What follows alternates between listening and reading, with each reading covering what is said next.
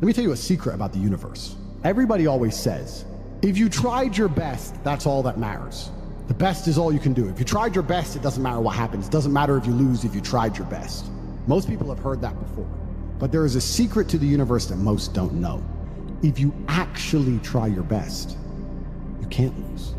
Not pretend to try your best. Not try your best 90% of the time. Not try your best with excuses. If you genuinely try your best all of the time, all day, every day, it's impossible to lose. So when people say, if you tried your best, it's okay to lose, that is a logic fail. Because if you lost, you didn't try your best in the first place. If you actually try your best, it is impossible to fail in this life. God is watching and he rewards those who want it the most. If you want it the most, you can have it. It's a competition to get up every day, whether they feel like it or not, and perform regardless. That is the secret. You cannot fail if you try your best.